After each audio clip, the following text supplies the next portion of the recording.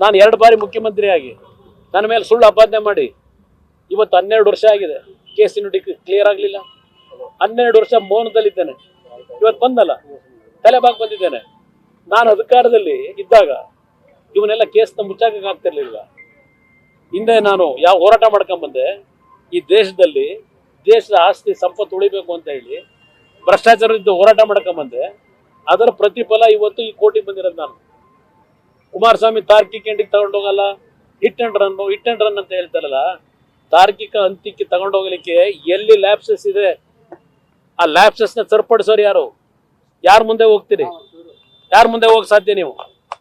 ಆ ಲ್ಯಾಪ್ಸಸ್ಗಳನ್ನ ಸರಿಪಡಿಸ್ಲಿಕ್ಕಾಗದೆ ಈ ನೆಲದಲ್ಲಿ ಇರ್ತಕ್ಕಂಥ ಇನ್ಸ್ಟಿಟ್ಯೂಷನ್ ಸಂಸ್ಥೆಗಳನ್ನ ಬಿಗಿಯ ರೀತಿ ಕೆಲಸ ಮಾಡತಕ್ಕಂಥ ಸ್ವಾತಂತ್ರ್ಯ ಇಲ್ಲದೆ ಹೋದ್ರೆ ಯಾವ ತಾರ್ಕಿಕ ಎಂಡಿಗೆ ತಗೊಂಡು ಹೋಗ್ತೀರಿ ಈ ದೇಶದಲ್ಲಿ? ದೇವರಾಜೇಗೌಡರು ಆರೋಪ ಮಾಡ್ತಾರೆ, SIT ಅಫಿಷಿಯಲ್ಸ್ DK ಶಿವಕುಮಾರ್ ಹೆಸರನ್ನು ಬಿಟ್ಬಿಡಿ ಅಂತ ಹೇಳಿ. SIT ಅಧಿಕಾರಿಗಳ ಕ್ರೆಡಿಬಿಲಿಟಿ ಬಗ್ಗೆ ನೀವೇನು ಹೇಳ್ತೀರಿ?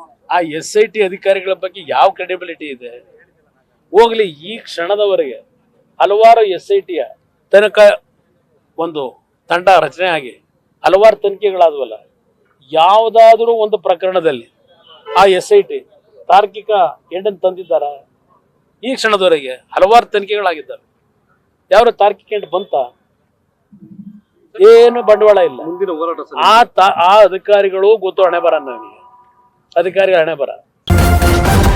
ನ್ಯೂಸ್ ಫಸ್ಟ್ ನಿರ್ಭೀತಿಯಿಂದ ನಿಮ್ಮ ಪರವಾಗಿ.